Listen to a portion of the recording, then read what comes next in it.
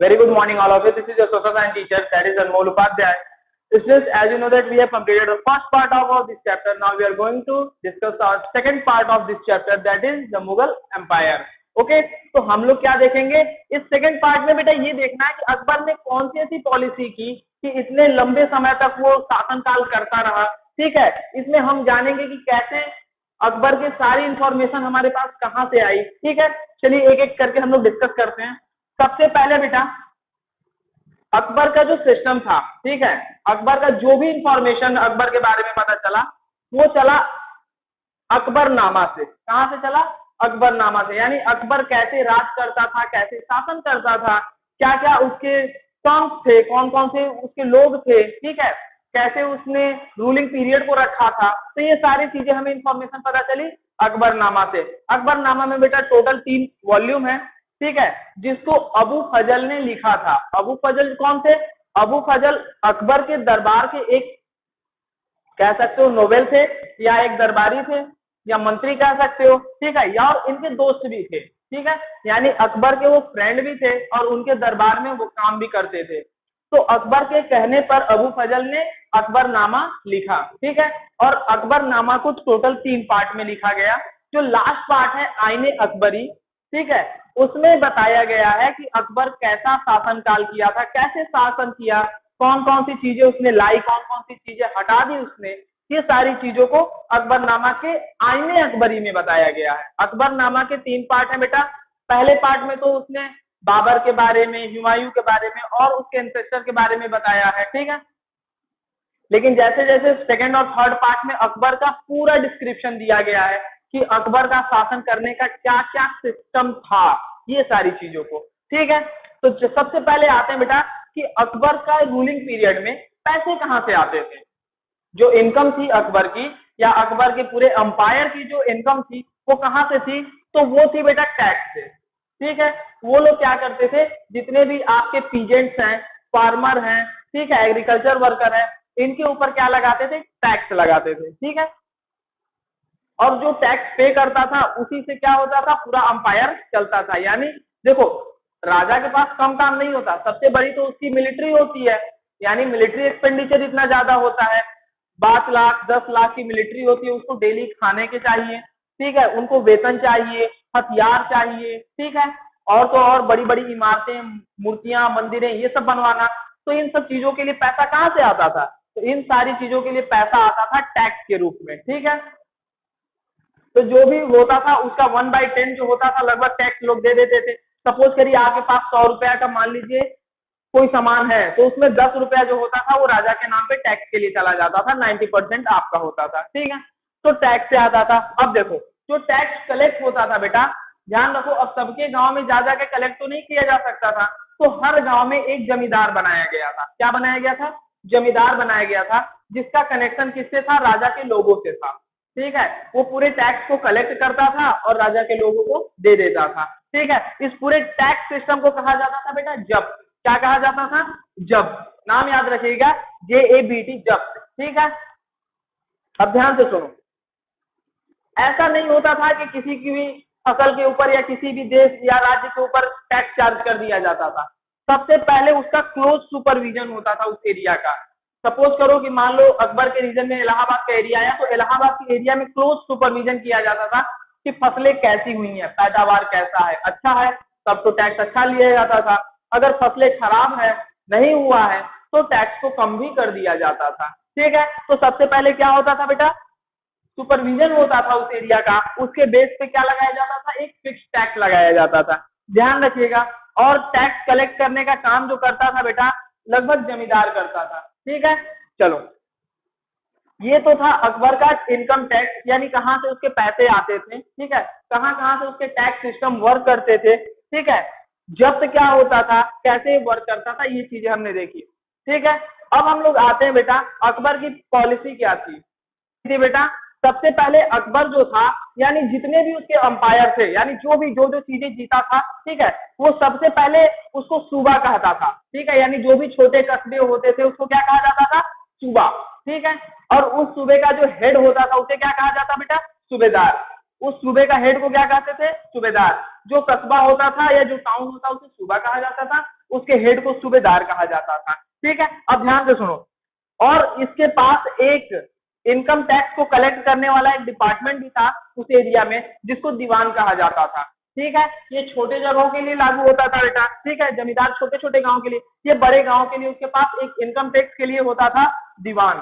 ठीक है, उसके बाद सूबे का सरदार जो होता था उसके पास बहुत पावर होती थी। ठीक है, यानी हर सूबा, छोटे छोटे जो बड़े बड़े कस्बे जो कहलाते हैं वो सूबा कहलाता था, और हर सूबे का क्या होता था बेटा, सूबेदार होता था। सूबेदार जो होता था बेटा वो सबके द्वारा, यानी ये थे मिलिट्री के हेड, बख्शी, इनको बख्शी कहा जाता था, ये मिलिट्री के हेड होते थे। ठीक है, मिलिट्री कमांडेंट जो होते थे फौजदार कहलाते थे, और कोतवाल यानी कोर्ट सिस्टम, इसको कोतवाल कहा जाता था। तो जो सूबेदार होता था बेटा, इसका परिचय इन सभी से होता था, यानी ये सब मिलकर इसको पावर देते थे, और ये फिर सूबा के ऊपर कंट्रोल करता था, यानी उनसे टैक्स वगैरह वसूलना और उनका गवर्निंग करना, एडमिनिस्ट्रेशन करना, ये सब काम कौन करता था, सूबेदार करता था। ठीक है, इसको सूबादार कहा जाता है, अब वर्ड चेंज होकर सूबेदार हो चुका है। ठीक है, लेकिन पहले सूबेदार कहा जाता था। और दीवान का काम क्या होता था बेटा, टैक्स का कलेक्ट करना। ठीक है, जमींदारों से टैक्स लेना और सब चीजों से टैक्स लेना, यानी टैक्स का कलेक्शन कौन करता था, दीवान करता था, यानी उस एरिया का इनकम टैक्स ऑफिसर कह सकते हो। कौन होता था, दीवान कहलाता था। ठीक है, सूबेदार को पावर कौन देता था, बख्शी देते थे, फौजदार देते थे और कोतवाल देते थे। ठीक है, ये सारी चीजें हो गई। यानी अकबर की पॉलिसी में हमने क्या देखा कि अकबर का जो पूरा टाउन था सूबा कहलाता था, सूबे को कंट्रोल करने वाला सूबेदार होता था, उस एरिया का जो इनकम टैक्स को कंट्रोल करता था उसे दीवान कहते थे। ठीक है, सूबेदार जो होता था बेटा, इसको कौन क्या कहते हैं, स्ट्रेंथ प्रोवाइड कराता था, बख्शी, फौजदार और कोतवाल कराते थे। ठीक है, अब हम लोग आते हैं बेटा पीस एंड रिलीजन, यानी अकबर ने एक और काम अच्छा किया था, यानी धर्म के ऊपर इसने सोचा। इसने क्या काम किया कि पूरे विश्व के लोगों को बुलाया। ठीक है, और धर्म के ऊपर चर्चा करवाना चाहा कि एक्चुअल में धर्म क्या है। ठीक है, तुम कहते हो भगवान है, तुम कहते हो अल्लाह है, तुम कहते हो क्रिश्चियन है, तो है कौन भगवान, सबके अपनी अलग अलग फिलॉसफी है। ठीक है, तो ये कौन है, तो इसके लिए उसने एक बहुत बड़ा सा इबादत खाना बनवाया। क्या बनवाया बेटा, एक बहुत बड़ा सा इबादत खाना बनवाया, जिसमें कि सारे धर्म के लोगों को रखा। चर्चाएं हुई, साल 2 साल तक चर्चा होती रही। फाइनल हम लोग ये कंक्लूजन पे पहुंचे कि भगवान एक ही है, यानी हमको बनाने वाला क्या है, एक है। ठीक है, और उसी ने सब कुछ बनाया है, यानी हम एक कंक्लूजन पे पहुंचे, सबके अपने अपने विचार रखे। ठीक है, सारे धर्मों ने अपने अपने विचार रखे। विचार से जो कंक्लूजन निकला, यानी थॉट से जो कंक्लूजन निकला, वो यही निकला कि गॉड इज वन, एक ही है भगवान। ठीक है, तो उसके बेस पे उसने एक धर्म भी बनाया जिसका नाम है दीन ए इलाही धर्म। ठीक है, उसके बाद इसको, यानी इस कॉन्सेप्ट को क्या कहा गया, गॉड इज वन, और उसी ने सब कुछ बनाया। ठीक है, धर्म का नाम तो था दीन ए इलाही, और इसको, इस कॉन्सेप्ट को कहा जाता है सुल कुल। क्या कहा जाता है, सुल कुल। ठीक है, तो इसी चीज को आगे इसके बेटे जहांगीर और शाहजहां भी फॉलो करते हैं। मतलब सुल कुल का मतलब वो बेटा पीस, क्या होता है, पीस इन रिलीजन, यानी शांति। ठीक है, पहले क्या होता था बेटा, धर्म को लेके बहुत दंगे होते थे, बहुत लड़ाइयां होती, सबकी अपनी अपनी मान्यताएं होती थी। ठीक है, तो अब क्या हो गया, रिलीजन के अंदर पीस लेकर आए थे। ठीक है, इसलिए अकबर को एक अलग नाम से जाना जाता है। इसने धर्म के ऊपर वर्क किया और सबके बारे में सोचा।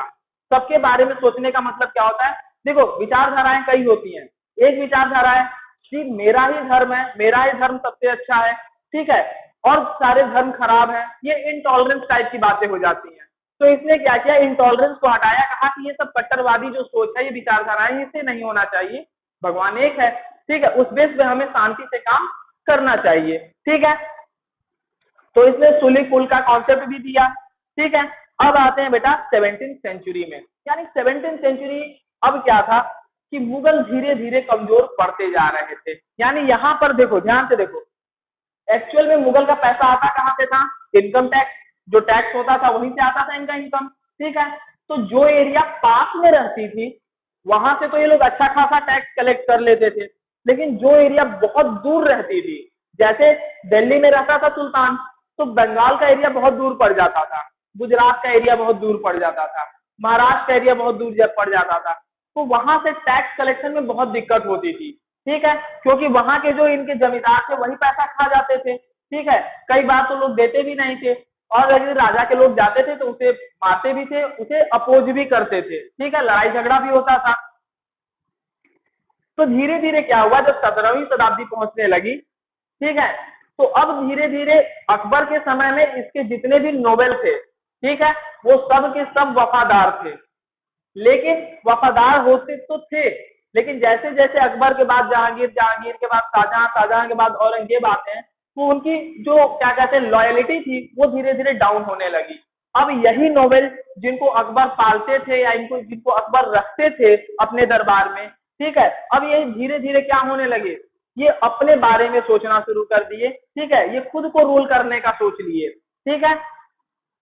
तो 17वीं शताब्दी आते आते मुगल धीरे धीरे औरंगजेब के जाने के बाद धीरे धीरे कमजोर पड़ना शुरू हो जाते हैं, ठीक है। उनके कई रीजन थे। सबसे पहला रीजन तो ये था कि जो उनके एरिया दूर पड़ते थे, ठीक है, वहां के राजाओं ने अपने आप को इंडिपेंडेंट घोषित कर दिया, यानी ये सब के सब राजा के नौकर थे, एक सर्वेंट थे जो उस एरिया में काम करते थे, जिसको बोला जाता था दीवान, सूबेदार, उस एरिया में वर्क करते थे। फिर हुआ क्या कि उन्होंने देखा, यानी सूबेदारों ने देखा कि अब राजा की जो बादशाहत है वो धीरे धीरे कम पड़ रही है, तो उन्होंने क्या किया, वो अपने आप को इंडिपेंडेंट घोषित कर दिए कि हम ही इस एरिया के राजा हैं, आप हमें टैक्स पे करिए, ठीक है। तो इसी तरह से उनके हाथ से बंगाल निकल गया, उसी तरह उनके हाथ से महाराष्ट्र निकल गया, ठीक है, ऐसे करते सारे एरिया लगभग इनके हाथों से निकल जाते हैं। और इसके बाद आप पढ़ोगे ब्रिटिशर कैसे ब्रिटिश आते हैं और इसके ऊपर काम करना शुरू करते हैं, ठीक है। तो 17वीं शताब्दी में इनको नोबेल जो थे बेटा वो एक नंबर के चोर हो चुके थे, अब उनके अंदर लॉयल्टी नहीं रह गई थी।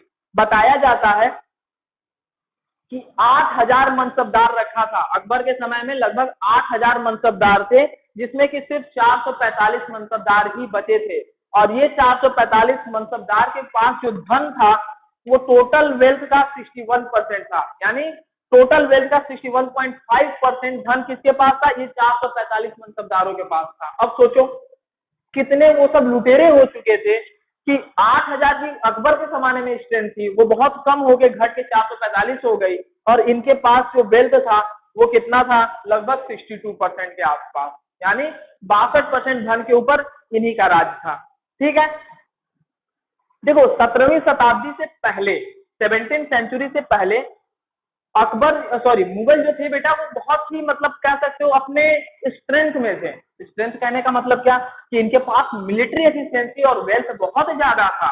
बताया ना कि अकबर के समय में कलेक्शन बहुत ज्यादा होता था, पिछले वीडियो में बताया था कलेक्शन बहुत ज्यादा होता था, ठीक है, लेकिन धीरे धीरे कलेक्शन क्या होने लगा, डाउन होने लगा। यानी 17वीं शताब्दी से पहले मिलिट्री एफिशिएंसी बहुत ज्यादा थी और धन के मामले में भी परिपूर्ण थे ये सब, ठीक है। और साथ ही साथ पावर्टी, यानी देखो अकबरनामा में तो कहीं ये लिखा नहीं गया है, लेकिन फॉरेन से जो लोग आते थे भारत को घूमने उस समय, ठीक है, तो उन्होंने लिखा कि वाकई उस समय भारत के पास धन तो बहुत था, कोई डाउट नहीं, लेकिन साथ ही साथ पावर्टी भी थी, यानी गरीबी भी थी। जो गरीब थे वो बहुत गरीब थे, जो धनी थे वो बहुत धनी थे, ठीक है। तो ये सारी चीजें बताई गई हैं, और उसके बाद लास्ट में ये भी बताया गया है कि कैसे 17th सेंचुरी एंड होने को आती है। अब मुगल अंपायर के जितने भी राजा थे अब धीरे धीरे कमजोर पड़ते चले जाएंगे और इनके हाथ से सब कुछ छिनता हुआ चला जाएगा।